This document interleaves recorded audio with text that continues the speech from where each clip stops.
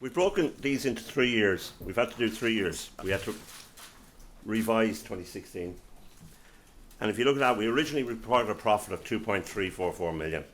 As a result of adjustments, and I'll go through the significant ones of those in a moment, they were 2.3. That meant our revised retained surplus was 66,000 for the year. That's a swing of 2.3 million. We go into the next year, we declared a profit of 2.8 million. There were adjustments of 5.6, given a loss. We've gone from a profit of 2.8 million to a loss of 2.9. The 2018 figures don't get much better, with a loss of 9 million euros. Okay, the next one. How did this happen? First of all, we had contracts which are in the 2018 accounts with the former CEO and director of 2.142 million, which are reflected in these accounts. We had the unwinding of a sponsorship contract, which amounted to 1.7 million euros. As a result of the various investigations and our involvement with them, we've incurred professional fees of 3.6 million.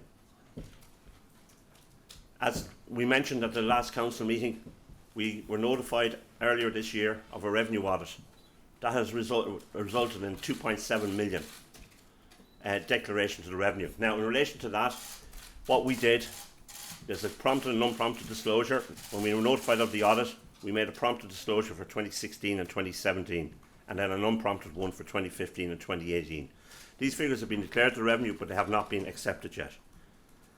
Bad debt provision, basically, the bad debt provision and tidying up, and the accruals is a tidying up of the balance sheet, basically.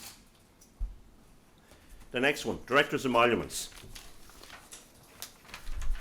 In 2016, we showed directors' emoluments of 430,000. Under the revised, restated figures, that increases to 1.16 million. In 2017, again, was 430,000 we showed. That increased to nearly, or just under 1 million again. And 2018, it's 1,073,000. Again, it's in the accounts. It's actually on very early in the accounts, page 4 or 5. It's the severance settlement with former director, so CEO. This arose from 2 contracts that were given to him in 2014. One for 2 million and the other for 1 million. One was a pension type payment kicking in from 2021, and the other was a loyalty bonus which kicked in immediately. This exposed us at the end of 2021 to a potential liability of 3 million euros. So it had not been this have not been reflected in the previous year's accounts at all. So they've been reflected in all the accounts I've spoken about now for each year. So at the end of 2018, that would have given a liability of 2.142 million. In September, we reached a settlement with the ex-CEO.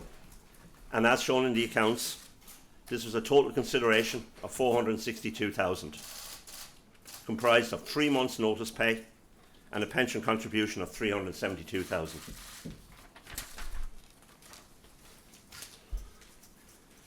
The auditor's report. Again, transparency. The auditors have put a disclaimer of opinion in respect of 2 items in the accounts. One is the going concern, and I think it's important that we address this.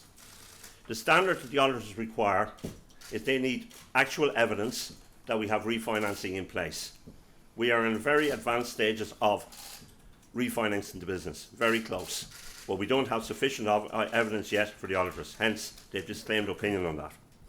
The second point is around unrecorded liabilities. As you can appreciate, there are a number of investigations ongoing which could throw up additional liabilities, hence their disclaimer of opinion. There's been some commentary about the balance sheet and our level of debt.